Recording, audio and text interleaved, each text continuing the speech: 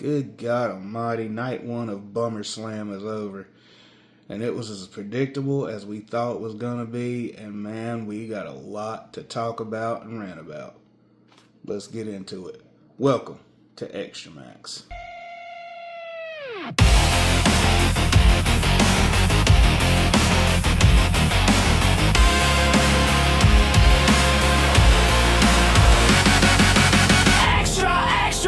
Nowhere to hide.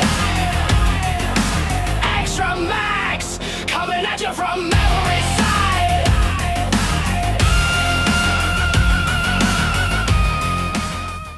So, SUMMERSLAM night one.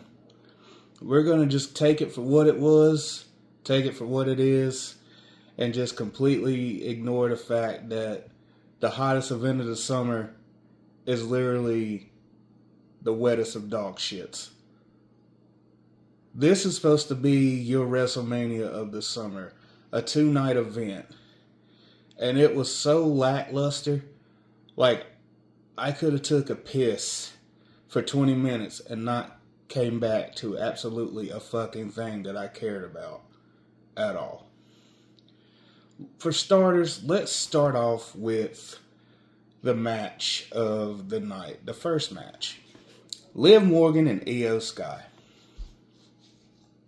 So you're just going to continuously shove Liv Morgan down our throats till we choke to death because that's what we do.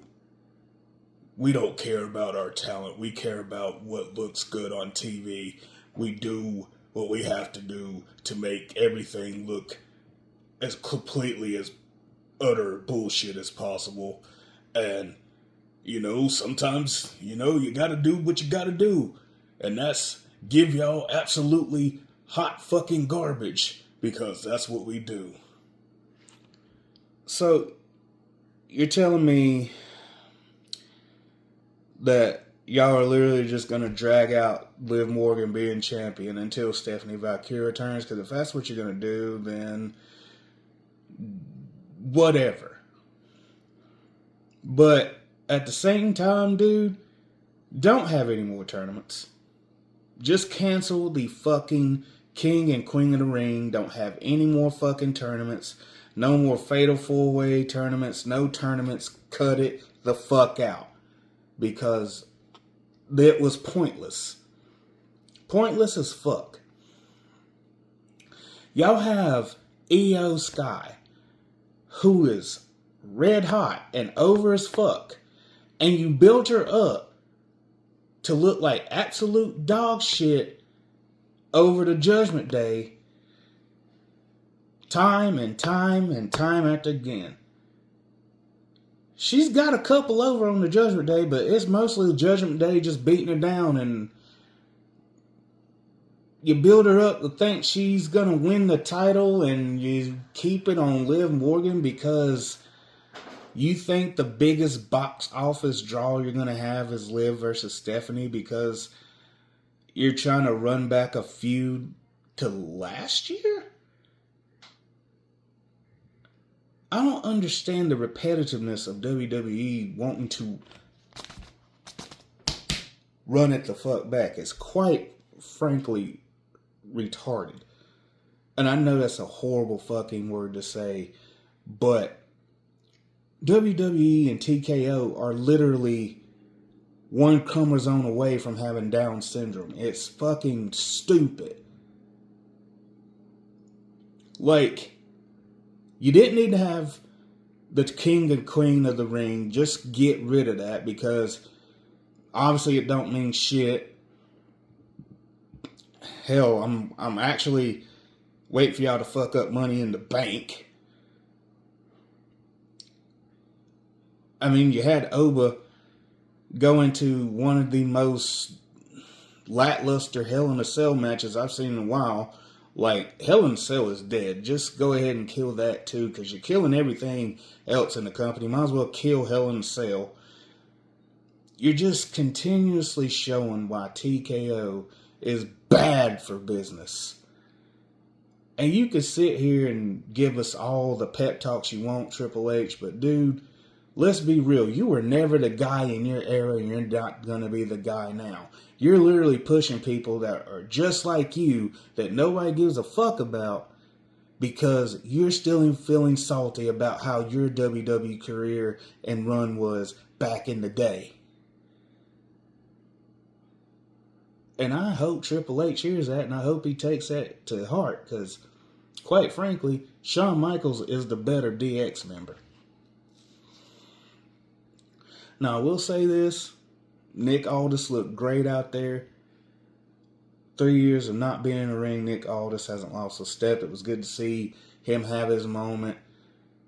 Even though he didn't get the win, like, it was good to see him and Mickie James able to celebrate in the middle of the ring. That was great. But it's time to go back to the predictability and the repetitiveness, because, yeah, we knew the Bellas was going to turn on Paige. We predicted that when Paige came back with the Bellas when Nikki was injured. We knew as soon as we seen Paige come back, oh, they're going to turn her at some point. And lo and behold, WWE never let us down on one thing, and that's being predictable. You let us down everywhere else. Like a damn nerd on fucking prom night, get ready to get his first fill. So what do? You do what you do best. And that's being repetitive. All this repetitive bullshit over and fucking over. You're killing it with the faction, you're killing it with the, and this is in a bad way when I say killing it. You're killing us with the factions, you're killing us with the King of the Ring, Queen of the Ring tournaments, you're killing it with the bloodline story that's been going on for 6 years now, because you think nostalgia is key to relevancy. Well, it's not. It actually makes you look pretty boring and unoriginal.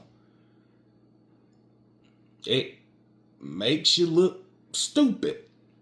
It makes you look like your creative team just graduated high school with a 1.9 GPA, have no idea what they're doing. You just suck them in the desk. They're a bunch of yes men because they're afraid of getting fired by TKO or Triple H or whoever runs the show. Your creative team literally sucks. Like, I know a group of children who can write better creative ideas than the creative team at WWE. Hell, us here at Max Wrestling have better creative ideas. So if you see this, hire us, because I bet you we will make your company prosper in more ways than going bankrupt with TKO. Hashtag TKO has to go. Because it's predictable. It's predictable. We knew it was going to happen. We knew it was going to happen with the Bellas attacking Paige.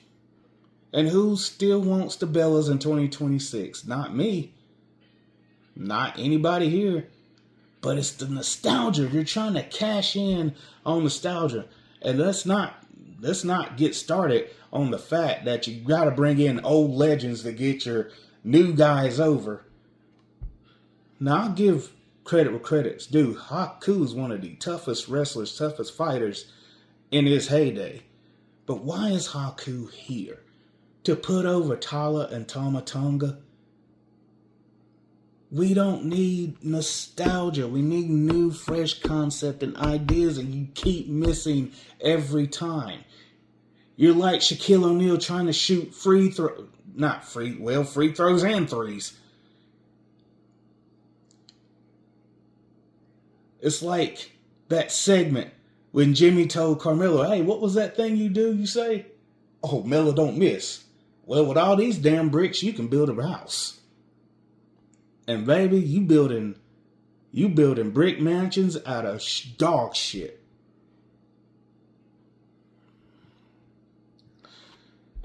And to make matters worse, like, what is this? Where is the direction you're going with Cody? Like, is he turning heel or is he not? Are you keeping him face? What are you doing? I mean, I'm glad to see that Randy Orton came back. He's back. We didn't know when he was coming back, but Randy Orton's back. That's cool. But what are you doing with Cody? He lost to CM Punk, so now CM Punk has to face, I guess, Finn Balor or Gunther. Or will it be Finn Balor versus Gunther for the number one contendership to face CM and Punk at another Saturday night's main event or whatever the next PLE is? Like, what are y'all doing? What are you going to do with Cody? What are you going to do about the heavyweight championship? Like, what are y'all doing? And at night 2, and I feel like night 2 is going to be better, at least I hope for SummerSlam's sake, because I'm telling you now, it's complete and utter dog shit. Predictable as hell. You knew Oba was winning. You knew Gunther was winning. You knew the Bellas was going to turn on Paige. You keep shoving Liv Morgan down our throats. I guess that's just who you want to go with. As annoying as she is, and Judgment Day should have been dead when Damian and Rhea left. And I don't know what WWE's doing, bro, but this is stupid. And not to mention the fact you're bringing in racist, homophobic people to push your brand out. Because, you know, Ryan Garcia. That looks real good on y'all's resume. And also, it makes those allegations look pretty clear right about now. But we won't touch that subject. We won't touch that, but we will another day, but not right now. Because right now, night 1 of SummerSlam was terrible. It was the drizzling shits. I'd rather eat a pound of lettuce and go eat Taco Bell afterwards than watch the rest of SummerSlam. But I got to keep my high hopes in for night 2. Hopefully it's a little bit better booked, better planned, not as predictable, but who knows, we'll see. But I'm just tired of WWE creative walking around with their dicks in their hands and no balls attached to them at all. And just being like, yes, Triple H, we'll listen to whatever you say. It's annoying. It's almost iconic because, you know, that match between Undertaker and Triple H with Shawn Michaels, and they said it was the end of an era. 2 out of those 3 men literally was the end of the era. Because who would have thought, like, the 2 out of those 3 men on that stage will be better bookers than Paul Levesque.